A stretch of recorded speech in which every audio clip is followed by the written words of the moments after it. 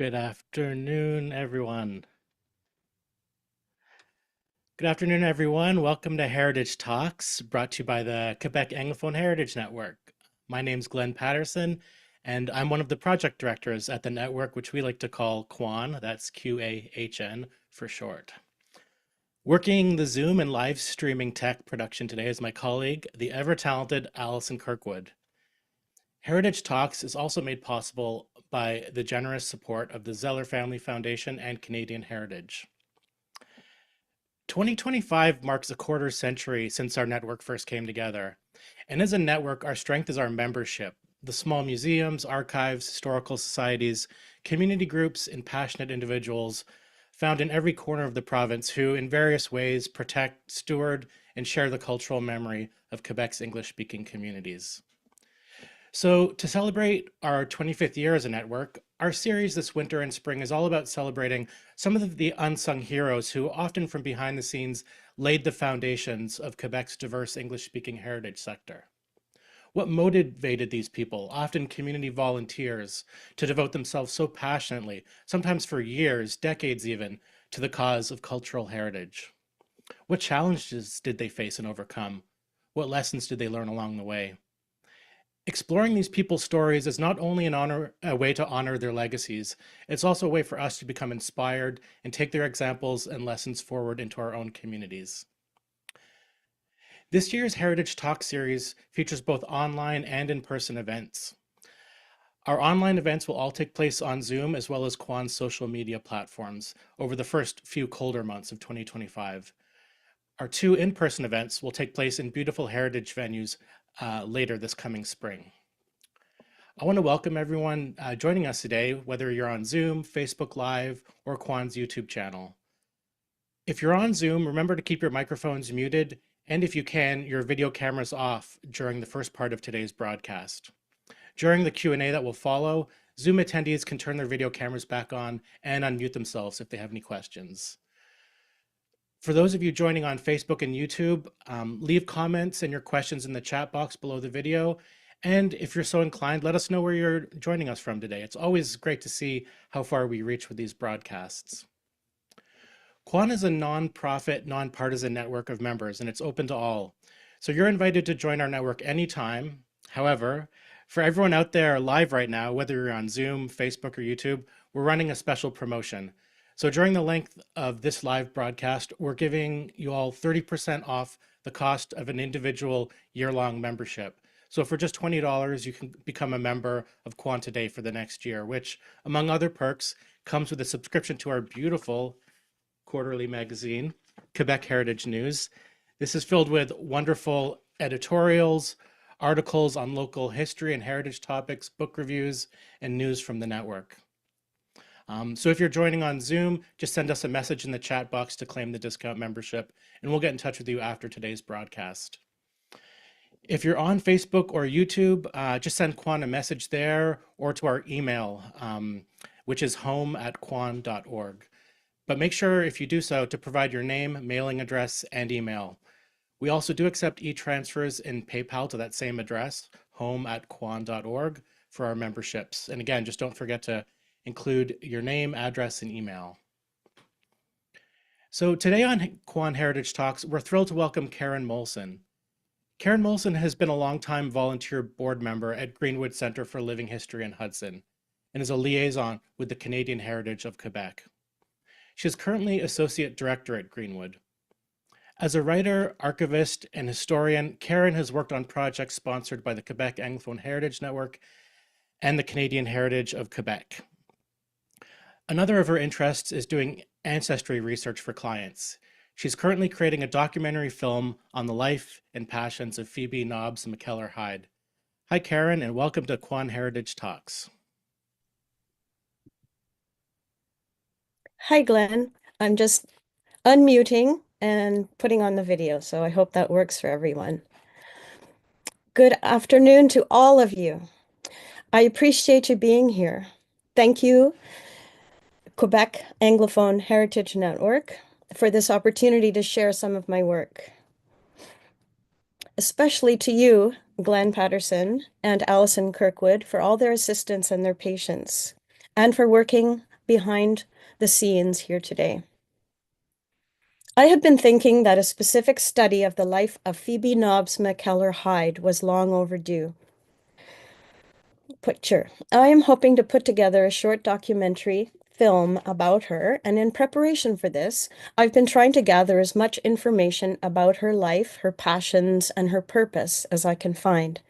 It's a tall order, for she was a character, as they say, who was larger than life.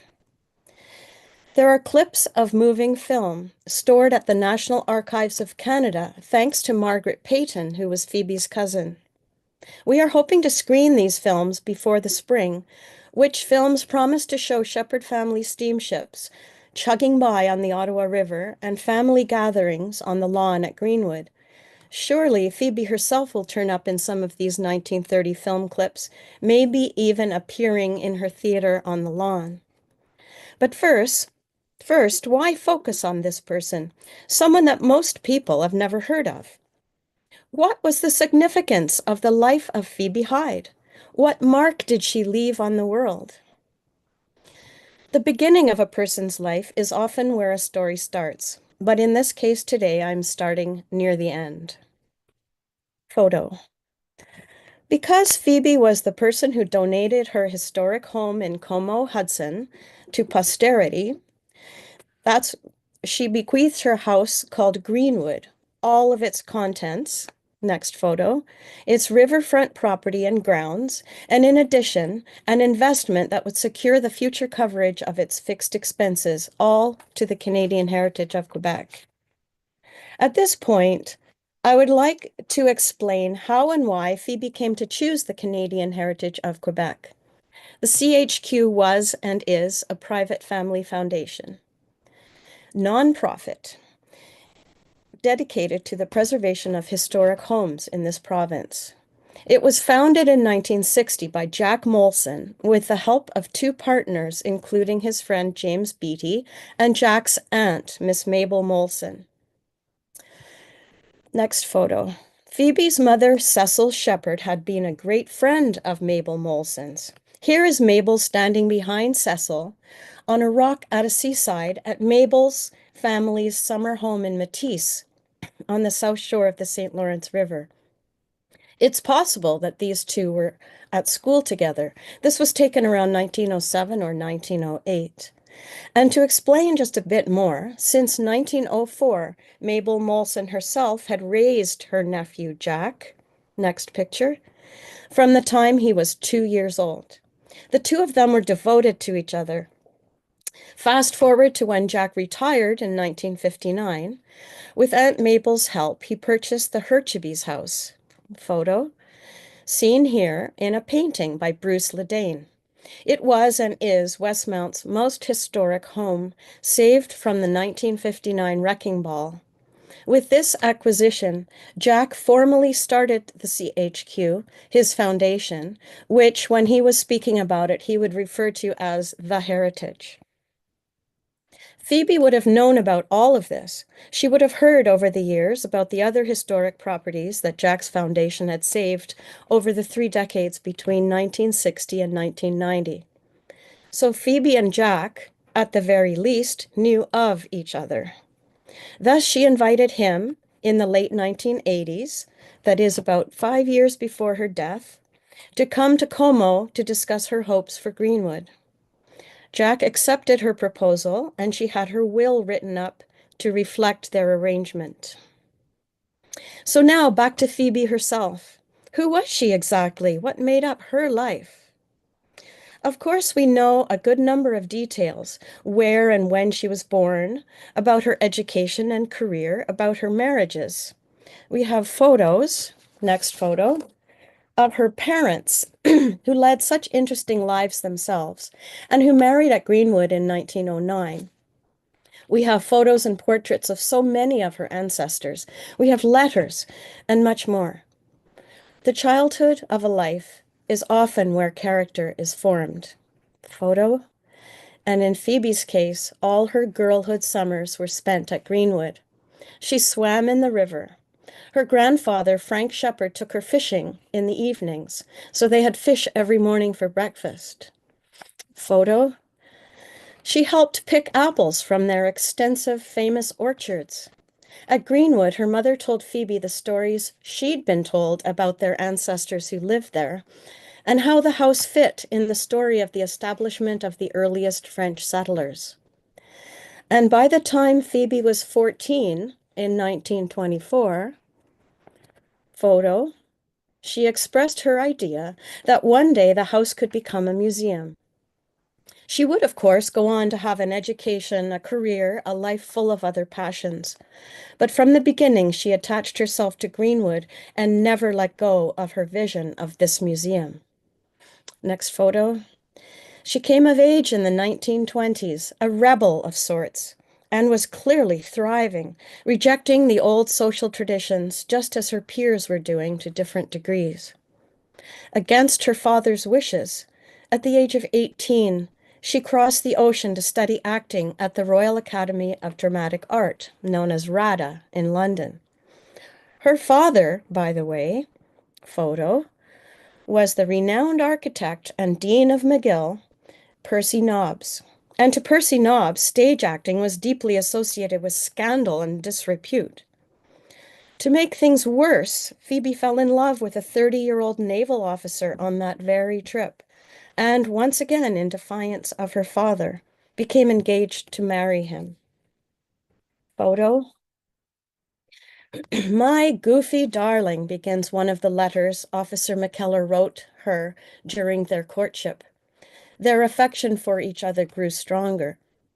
The reality of their circumstances was that they had to be apart from each other during their engagement, and it turns out much of their marriage, largely because he would often be away at sea. Phoebe looked most demure in her presentation gown, photo, as a debutante in 1929, an event that was celebrated a year after her engagement. My goofy darling, wrote Andrew. Was she, our Phoebe, goofy? Naturally vivacious and upbeat, she charmed people. And if you look closely, you can see that sparkle in her eyes. Photo. Phoebe married Andrew in London in 1931 when she was 21, finally legally able to do so without her father's permission. Neither of her parents attended. The man who stood in, who gave her away in the ceremony, was her godfather, Reed Hyde. Phoebe's career choice and her marriage created a rift between her and her father for many years, but he eventually softened, and they were close in later years. Photo. While living in London, Phoebe was offered decent parts on stage and did some work for the BBC. She wrote poetry, monologues, and articles about Indigenous folklore in Canada. She gave lectures to women's groups at the British Museum. Photo. She would come back to Canada and Greenwood each summer. She started a tradition in which all the children in the village would be invited, some would say coerced, even forced, into participating in plays on her lawn. Photo. For these children, the summers would begin with elocution lessons involving tongue twisters, breathing lessons, and voice projection. These were followed by script readings, mostly written by Shakespeare. And Phoebe would assign each child a part and direct the production. There was a flurry of costume making, interspersed with rehearsals. Photo. And the season would finish with the final matinee performances taking place in front of audiences made up of the proud parents of the actors. Through the 1930s and beyond, Greenwood continued to be Phoebe's touchstone. Photo. Family would be here every summer, some staying in other close-by shepherd houses like Rose Cottage and Oak Cottage, but always having their gatherings at Greenwood. Photo. In the 1950s, her mother, Cecil, agreed to sell Greenwood to Phoebe. And it was during these years that Phoebe began to devote much of her time to studying the history of her home and those who had lived in it. Photo. The first were Jean-Baptiste Sabourin, the 18th century, third generation habitant of New France, and his wife, Sarah Hanson. It turns out that Phoebe was not able to find out more than a few facts about Jean-Baptiste Sabarin himself. Photo. Thank you to Joni McCallum for this illustration. Most information that Phoebe found about him had to do with his occupation.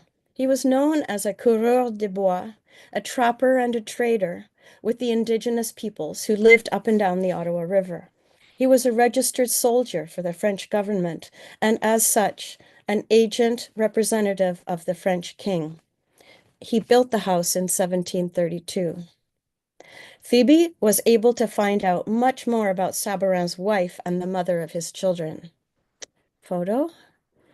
Sarah Hanson was the child of a Quaker family in New Hampshire, several of whom were violently kidnapped by an Iroquois raiding party looking for ransom money and brought north to Oka.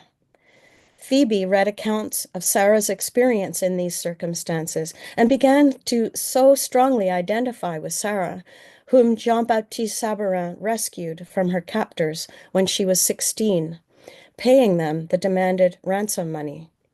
They allowed him to marry her and take her across the river to live with him. Phoebe developed a monologue to tell the story of Sarah's life and experiences, and expanded the story to include what it would have been like to live in the two-story log cabin in the 1730s. Photo. She designed and sewed herself a costume to become the character of Sarah Hanson and delivered her monologues in the first person, as Sarah herself would have told her story.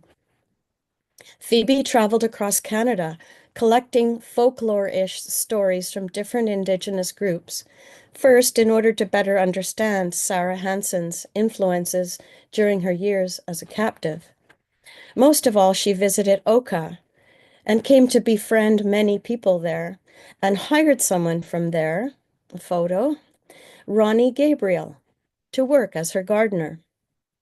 And she began to host events called Sunday afternoons at Greenwood, where she would invite a speaker to address the gathering. She would return from her travels, write more monologues, one-woman presentations of poetry and plays, and deliver them to different groups when she traveled again. Phoebe's husband was often away at sea. He had been promoted to captain of the Queen Mary, so the time they found to be together was rare. Sadly, his own retirement would never come, for he developed an illness in 1959 and died in a London hospital just weeks after his diagnosis. Phoebe arranged for a memorial service to be held for Andrew at St. Mary's Church. 1 year after the death of Captain McKellar, Phoebe fell in love with Reed Hyde, the man who had been named as her godfather at her christening and who had given her away at her first wedding. A contemporary of her father's, he was a renowned diplomat and statesman who had represented Canada on the world stage. Photo.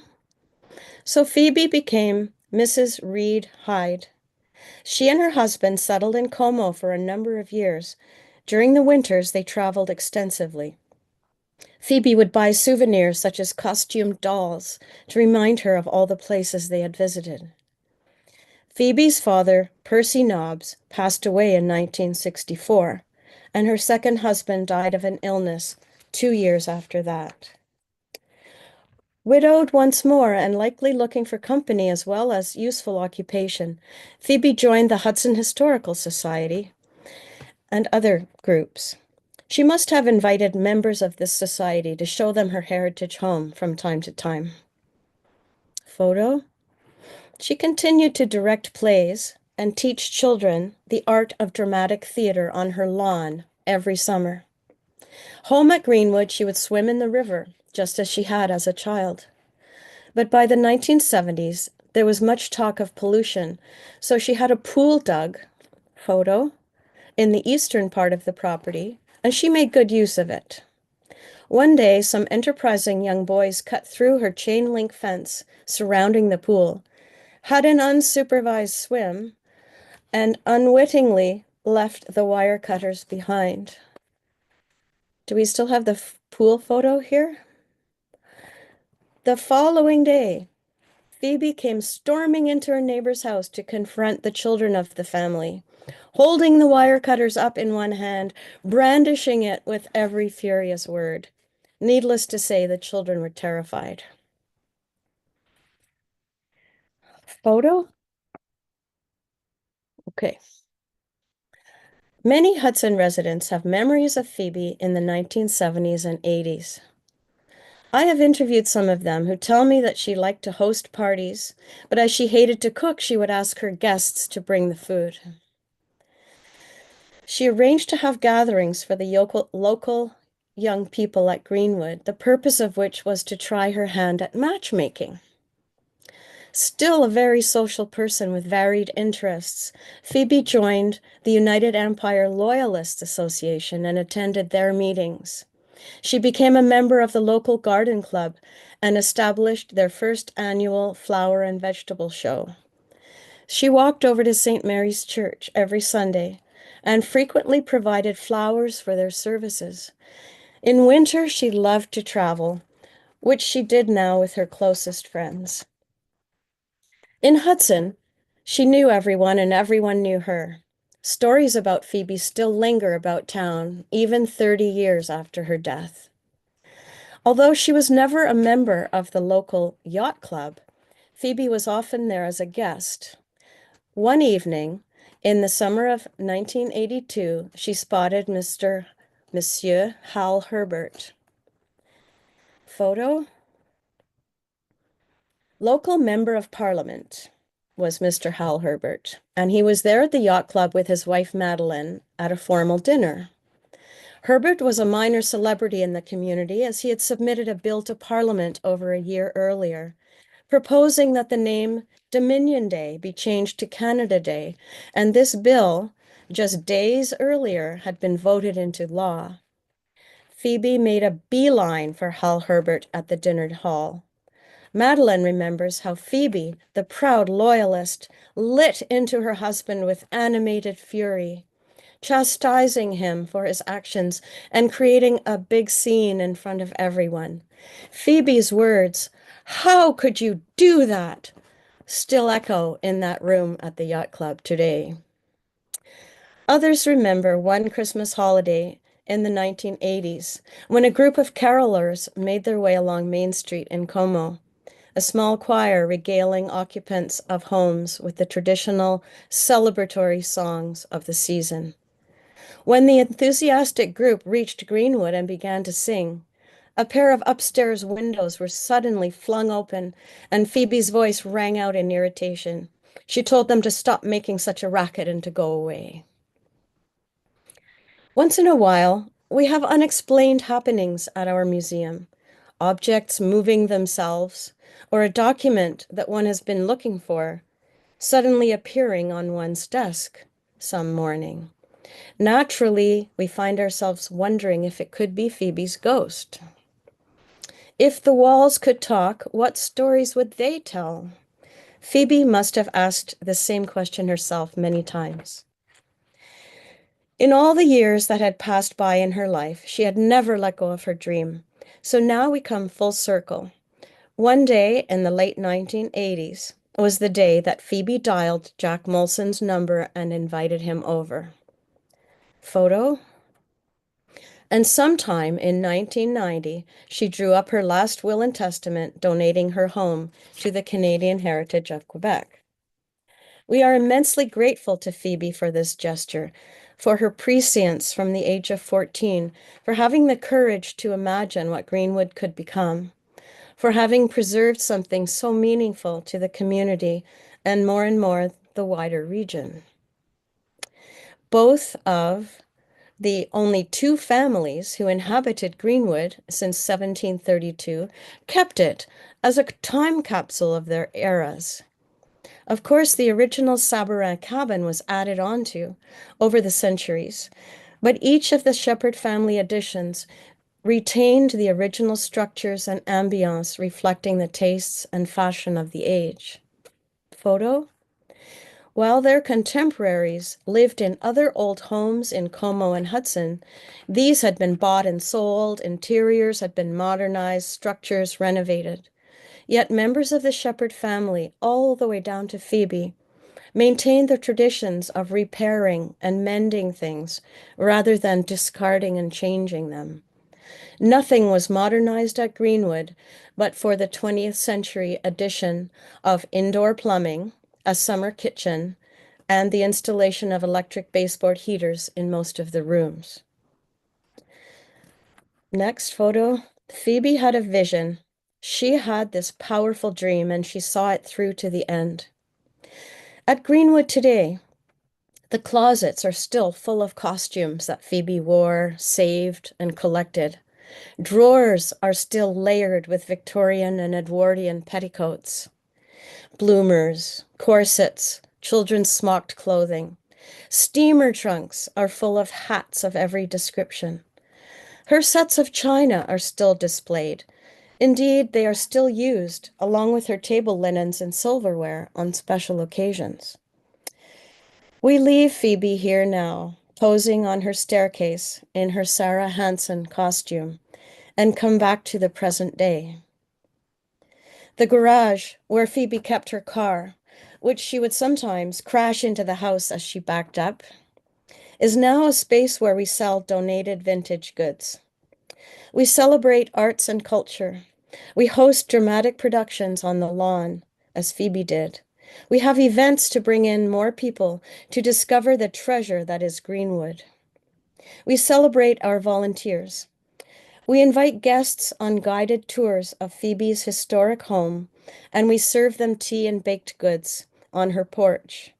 And these guests learn about the history of the people who lived there. I hope that in the future they will be able to learn more about Phoebe herself as well. Thank you. Thank you so much, Karen. Um, Thank you. That was just wonderful. You really captured the spirit of Phoebe there, and I think the stuff about her early life in the photos added just such a nice, rich dimension to your narrative. So thank you for that. So we're going to open our Q&A now. For those of you on Zoom, I invite you to all turn your webcams back on if you like. If you have a question, the easiest way to let us know is to click on the reaction icon at the bottom of your Zoom screen. If you're on a phone, you might have to tap your screen once. Um, and from there, you can select the raise hand button, and that will let us know that you have a question. You can also just let us know in the chat that you'd like to come on and ask a question. You can even write your question in the chat, and I'll try to read it on your behalf. So then let's see. Oh yeah, so basically we'll queue you up to ask your question, and we'll ask you to unmute and come on and ask your question. For those of you on Facebook or YouTube, just leave your message in the comments. We'll do our best to check over there for any questions. Just to help us out, if you preface your your question just by simply leaving the letter Q to start your question, it lets us single out the questions much quicker as we're scrolling through the social media feed. Anyways, so I'm going to start. I had a question. I want to kind of start almost at the end there, Karen.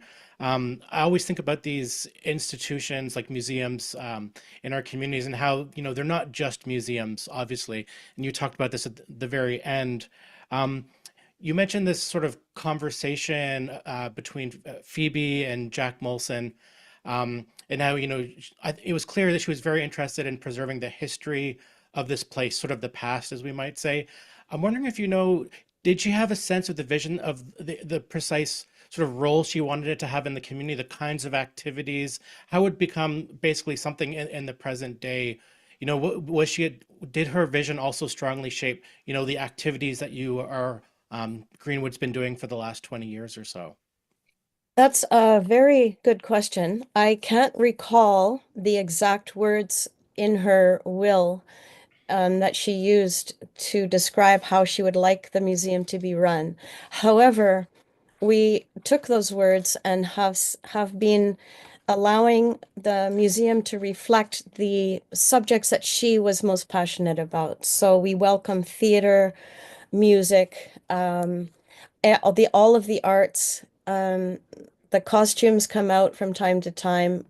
Her passions inform our exhibitions, which are changed every year. Um, we we I want to say we try to keep her spirit happy, um, to make her spirit feel as though we're doing what she would have wanted. Thank you, Karen. Anyone on Zoom? Just, oh, Heather Darch, I see there. Okay. Allison, you want to bring Heather on? Okay. Okay, hi. Hi, Karen. Hi. Thank you so much for a really interesting presentation. It's about a woman I knew nothing about, but I've been to Greenwood and it's a beautiful site. So if just to encourage people out there who haven't been, it's a lovely place to go to. But I have two questions for you, sort of connected in with your collection. I wondered if Greenwood still had any artifacts dating from the Sabarin family time period.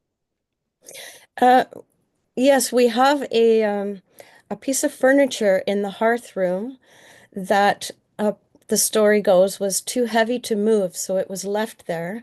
It's a cupboard, you know, a standalone cupboard where people would have kept linens and things. And you can still see the marks on it where it had been painted with ox blood and blueberry juice. So we show those little marks to the people to authenticate its age. Um, Other than that, we have a little potty chair that is said to have dated from their time. Of course, there's no way without carbon dating that we could prove that, but that's the story.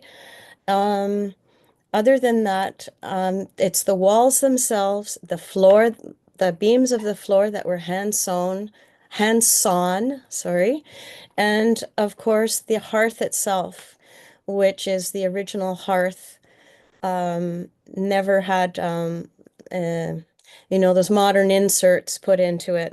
There had been an insertion of a wood stove at one point, but you can still see, of course, the original hearthstones and the structure of it all around. So that room itself is it takes your breath away when you go in because it feels like you've walked back 300 years. Yeah, that's fantastic. I love the story of the ox blood and blueberries. That's great. My second question was I kind of laughed when you said the kids were forced by their parents to attend theaters, it's drama school in the summertime, because I kind of had that same experience when I was a kid. And I wondered if you had any of written documents or tapes or any kind of recordings from the kids talking about that experience, or perhaps they're adults, because that would be funny to hear their recollections from that time period. And I wondered if you found any yet. I have found some. I interviewed some of the now grown up children who shared their memories of those times with me, and there are more I haven't found yet, but will. And I will be obviously editing and putting in bits and pieces of the different children's experiences, which hopefully will be amusing. Also, I hope to find moving film of those days as well to illustrate what they're talking about. Yeah, fantastic. Thank you so much. She sounded like she was a real force for a bit terrifying maybe too, but Some an people interesting thought woman. so. So Some yeah, people thought she was terrifying, yeah. Other thank people, you. on the other end of the spectrum, other people found her warm and generous. So I guess she was a little bit of everything and not like a complex layer of a character, many layers. Indeed. Thank you. Thank you. We have thank you, Heather, for your great questions. We have a question from someone here on Zoom. This is from Frederick. He's asking if Greenwood has any printed documents of her dramatizations. He says, trying to discover what she said about the Margaret Switzer, what she said about Margaret Switzer Embury. I've only seen her costume at an earlier conference of the UELAC, that's the United Empire Loyalists Association of Canada. I'm guessing the acronym. Do you know anything about that, Karen? Um, I I don't I'm not as familiar with the contents of the archives as I should be, or as some are. If there were printed records of those days, that's where they would be. Otherwise, I can't tell you the answer to that. Okay. I wonder if you can tell people a little bit about the season if they're thinking about coming out to join you at Greenwood. what time of the year are you open, and maybe what you would suggest as the first activity to really get to know a feel for what Greenwood is all about. In the past, we've not actually opened until June, and then we close at the beginning of September, largely because the house is cold. But thanks to a generous initiative by a group of people this past season, we now have a heating system, heat pump installation. So we are able to open earlier this year and stay open later. So we're thinking of having what we call a soft opening. In other words, so we will be there and the doors will be open to visitors in at some point in May for sure. And we will, of course, announce those opening dates on social media and also to stay open until into October.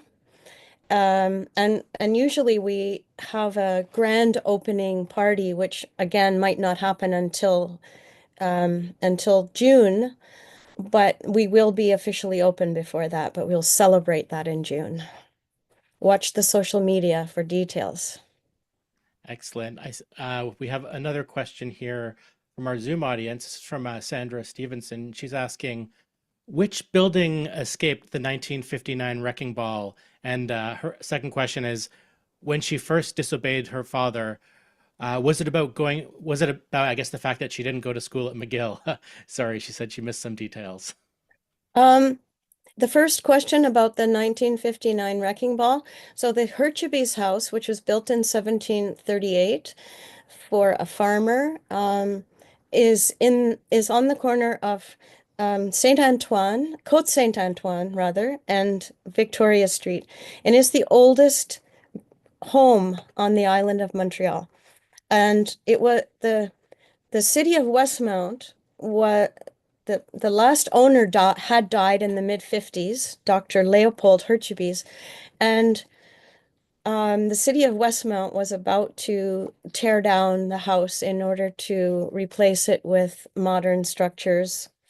And somebody told my grandfather, told Jack Molson about this, and he thought it was terrible that that would happen, and right away began to raise the money to save it. So that was the Herchebys house story. And then once he had saved it, which was kind of a not an impulse because obviously he thought about it, but it was under pressure. He hadn't thought about forming the Canadian Heritage of Quebec until after he bought this house. And then people would approach him and say, well, there are these other historic homes around. Would you be interested in saving them too? And then he decided, yes, he would. And he would have to, for legal purposes, have them owned under the umbrella of a corporation of some kind, a foundation rather, and make it a nonprofit foundation. And that's how that started. And the other question, what was the second part of that? It was, let me just look back here. She was asking, oh yeah, when she first disobeyed her father, was it about not the fact that she didn't go to school at McGill? No, she did go to McGill, in fact. She did go to McGill. And then she decided she wanted to cross the ocean on a steamer with some of her friends and attend acting school at RADA in London. And she did that against his wishes. Her mother was softer. I think if both of them had been against her, she may not have been able to do what she wanted. I had a bit of a follow-up question there, Karen. Thinking about obviously there's this very close symbiotic relationship between Canadian Heritage of Quebec and Greenwood, but maybe just give people a sense of some of the other properties that Canadian Heritage of Quebec has been involved with over the past, I don't know, is it 50 years or more now? So, but just give a sense of that kind of portfolio that the organization has been able to help preserve. Okay. Over the years, some very interesting properties came into the hands of the CHQ by different means, either by purchase or by donation. It's today the face of the CHQ is changing in that their mandate is to ensure the future integrity of these historic homes. So if an institution such as Laval University comes along and says, we would like to buy this house or that house and turn it into a summer art school and maintain its historic flavor?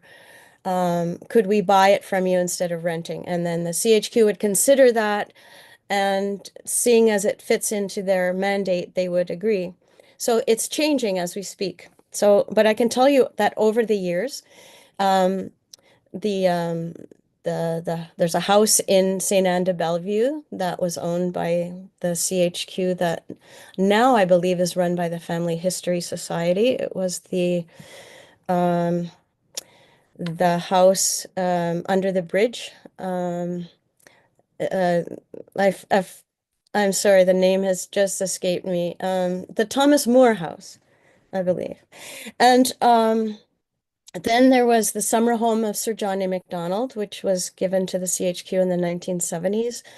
And it was built by the Macdonalds out of an existing home and added onto. And Simon Fraser House, that was it.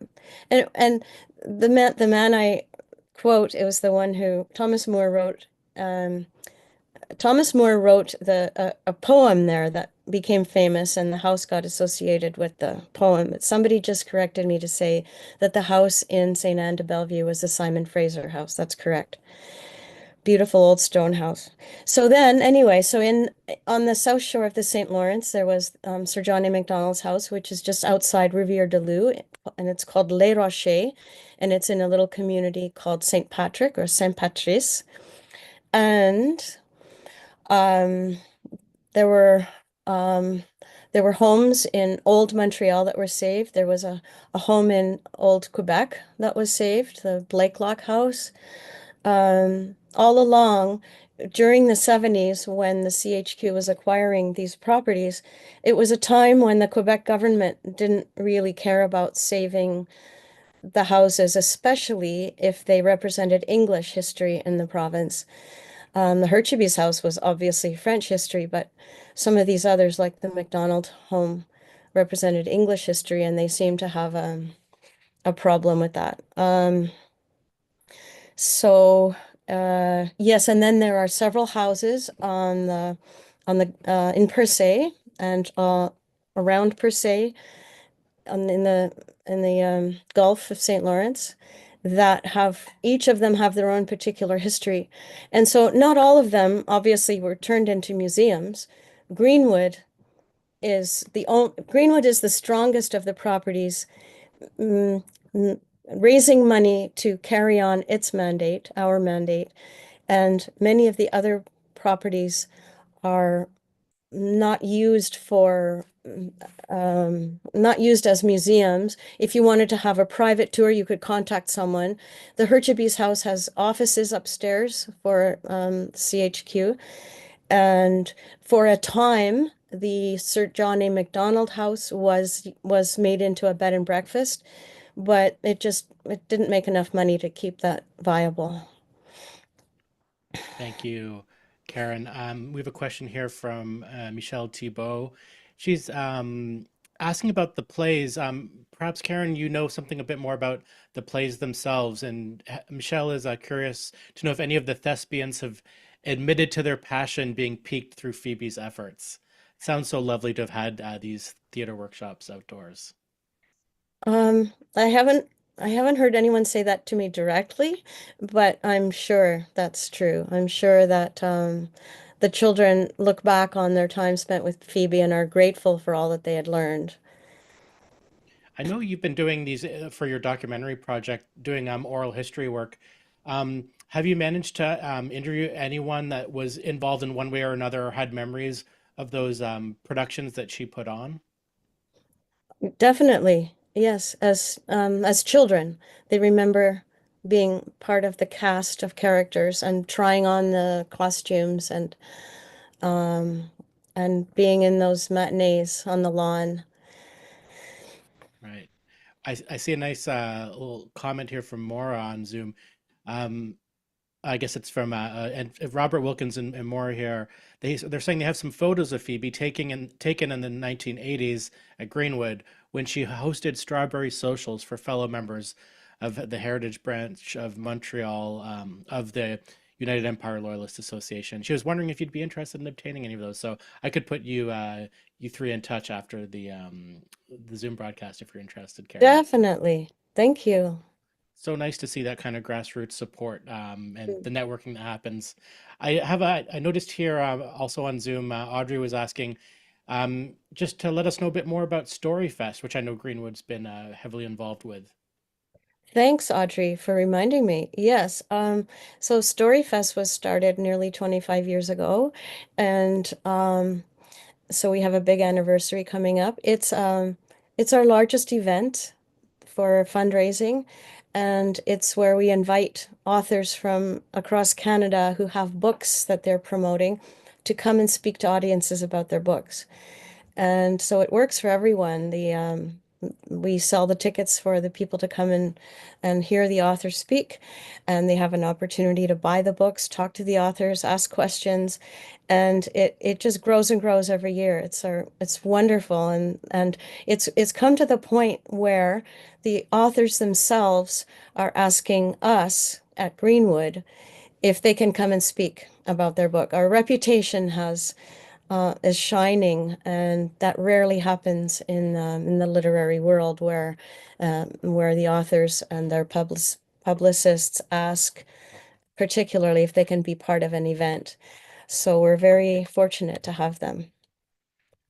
Wonderful. I see a comment from Facebook here as well. This is Alexandra, and she's saying that kind of follows up on an earlier question that Michelle was asking, but she's saying the Hudson Players Club still mounts a staged reading on the lawn each summer to carry on Phoebe's tradition.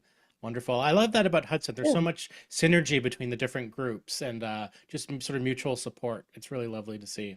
Yes, and with our new executive director, that's we're having more and more associations of foundations helping foundations, and we're all it's just growing. It can't it's been so successful.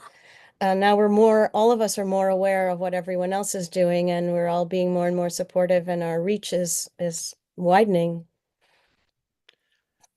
I think that's a great place to end today's broadcast, Karen. So I obviously want to wrap up just by extending first my heartfelt thanks to you, Karen, for sharing your research into Phoebe Nobbs and this legacy she's left through Greenwood. For everyone watching, I encourage you, of course, to check out the Greenwood website. That's greenwoodcenter.org. Subscribe to the newsletter and treat yourself to a day out in Hudson sometime between June and early September, maybe October this season. You can spend some time in Phoebe's garden, explore the museum, check out their famous English tea services. I know those are in high demand, and even Storyfest as well. So thank you so much, Karen. Really appreciate your time with us today. I just want to thank our sponsors once again, the Zeller Family Foundation and Canadian Heritage for their support of Heritage Talks.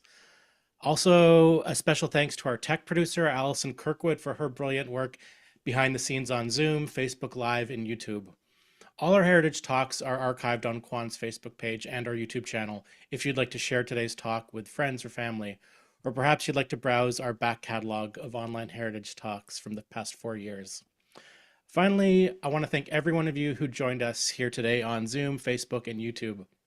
We really appreciate your support and the lively discussion that you bring. Join us again for our next Heritage Talk this coming Thursday, February 6th at 7 p.m., where we'll be inviting members of Fairbairn House in Wakefield.